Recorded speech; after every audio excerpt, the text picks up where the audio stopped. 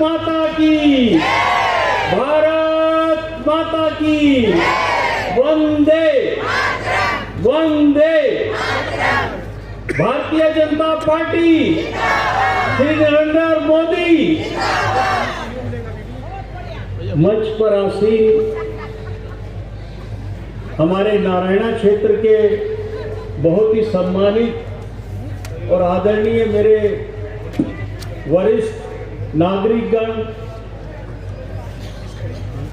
मंच के सामने बैठे हुए बहुत बड़ी संख्या में मैं देख रहा हूं हमारी माताएं बहनें, मातृशक्ति बैठी है और उनमें जोश भी बहुत ज्यादा है।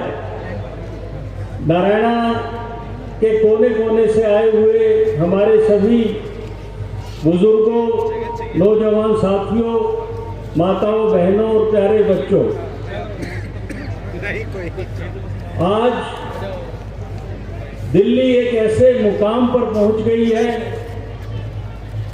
एक ऐसे खतरनाक मुकाम पर पहुंच गई है जिससे दिल्ली को बचाना बहुत जरूरी हो गया है। आप भी अचंभित होंगे, कुछ लोगों को आश्चर्य हो रहा होगा कि ये शख्स जो सामने खड़ा हुआ बोल रहा है, ये तो झाड़ू को इस क्षेत्र में लाने वाला था।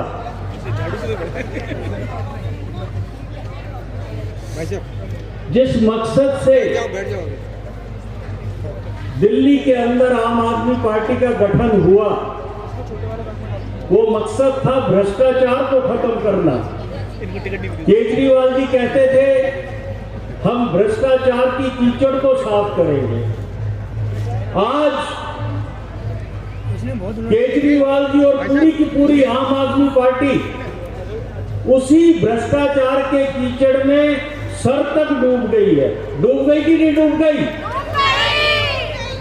तो ऐसी परिस्थितियों में जहां पर जिस पार्टी में, जिस सरकार में तानाशाही अपनी चरम सीमा पर हो, और एक कहावत है उस पार्टी की जो सारे विधायक और मंत्री भी कहते हैं, 2 मिनट यार, जो सारे विधायक और मंत्री भी कहते हैं पार्टी के अंदर, खाता ना बही, जो केजरीवाल कहे वो सही। तो मैं तो सही नहीं कह सकता उस बात को, मैं कैसे सही कह सकता हूं? तानाशाही मैं बर्दाश्त नहीं करता, भ्रष्टाचार मैं बर्दाश्त नहीं करता। आपने, क्योंकि मैं इस क्षेत्र का बच्चा हूं, जिस तरह से उमंग बजाज इस क्षेत्र में पैदा हुआ, आप सबके बीच में पला बड़ा हुआ, उसी प्रकार मैं भी इस क्षेत्र में पैदा हुआ। मुझसे इस क्षेत्र की दुर्दशा नहीं देखी जाती। 5 साल के अंदर पूरी राजेंद्र नगर विधानसभा क्षेत्र को 2 विधायक, जो बड़े, एक विधायक तो बड़ा ग्लैमरस विधायक आया, जो नाक पे कपड़ा रखकर जे कॉलोनी की गलियों में, नारायणा की गांव की गलियों में आता था और तुरंत भाग जाता था अगर कभी आया भी तो। और 5 स्टार में बैठ के या एसी कमरों में बैठ करके वो राजनीति करते थे। अब इस क्षेत्र का सत्यानाश करने में उस आदमी की बहुत बड़ी भूमिका रही। सारे सीवर उखड़ रहे हैं। गांव वाले मेरे बहुत ही सम्मानित लोग बैठे हैं, आप सामने बैठे हो। किसी गली में सीवर ठीक है? जब आप बच्चों को छोड़ने सुबह स्कूल जाते हो तो उस गंदगी के पानी में से निकल करके जाते हो या नहीं जाते? और तमाम घरों के अंदर या तो पानी आता ही नहीं, और अगर आता है तो सीवर का मिला हुआ पानी आता है। तो क्या ऐसी दिल्ली की हमने कल्पना की थी कि जो सरकार हम चुन रहे हैं वो सरकार केवल और केवल अपने एजेंटों की और अपनी जेबें भरने के लिए काम करेगी, या एक आम आदमी का ख्याल रखेगी? ये कैसे आम आदमी है? ये कहते हैं कि जी मैं तो आम आदमी हूँ, जो दुर्गेश पाठक अब आम आदमी पार्टी से यहाँ चुनाव भी लड़ रहा है, विधायक भी रहा 2.5 साल, वो कहता है मैं आम आदमी हूँ, मेरे अकाउंट में 4 लाख रुपए। अरे भाई 4 लाख रुपए जिसके अकाउंट में है वो हर महीने 2.5 लाख रुपए या 2 लाख रुपए किराया न्यू राजेंद्र नगर में रह के दे रहे हैं। संभव है ऐसा? संभव है। ये आम आदमी पार्टी इन दिनों में प्राइवेट लिमिटेड कंपनी बन गई जिसको 5 आदमी चला रहे हैं, 5 आदमी। तो ये पार्टी अपने उद्देश्य से भटक गई। इसके तमाम नेता पथ भ्रष्ट हो गए। जब मैंने जिक्र किया किसी आम आदमी पार्टी के नेता से, जब मैं आम आदमी पार्टी में था, जब 2100 रुपए की स्कीम इंट्रोड्यूस हुई, मैंने कहा भाई आप ये महिलाओं से इतना बड़ा वायदा कर रहे हो, पंजाब में आपने 1000 रुपए की स्कीम लागू करने के लिए कहा जब आप पंजाब का चुनाव लड़ रहे थे लगभग 3 साल पहले। तो पंजाब में आज तक भी मेरी माताएं बहनें बैठी हैं, आपको घर घर जाकर बताना चाहिए, इनका झूठ बेनकाब करना चाहिए, इनका फरेब और धोखा आपको बेनकाब करना चाहिए। वहां पंजाब की एक भी महिला को 1000 रुपए 3 साल में, 1000 तो छोड़ दो, 1 रुपया भी नहीं आया। ऐसी ही ये स्कीम यहां लागू कर रहे हैं। मैंने जब पूछा उस नेता से, भाई जब तुम पंजाब में नहीं दे पाए तो दिल्ली में कैसे दोगे? वो कहते हैं ये स्कीम देने के लिए थोड़ी ना होती है, ये तो लोगों को मूर्ख बना करके वोट लेने के लिए होती है। बताइए कितना बड़ा छल और धोखा हमारी मातृशक्ति से किया जा रहा है। आप बर्दाश्त करेंगे? आप नरेंद्र मोदी जी जो कहते हैं वो करते भी हैं। भारत, हमारा देश भारत, उनके दूरदर्शी ओजस्वी नेतृत्व के अंदर दिन दुगनी रात चौगनी उन्नति करता है और वो हम सबका ख्याल करते हैं। अभी आपने देखा बजट आया, ये जितने हम लोग बैठे हैं, बजट से सब लोगों को बहुत बड़ा फायदा होगा। मिडिल क्लास के लिए तो 12 लाख तक की आयकर में छूट दे दी गई। आज तक सोचा था किसी ने?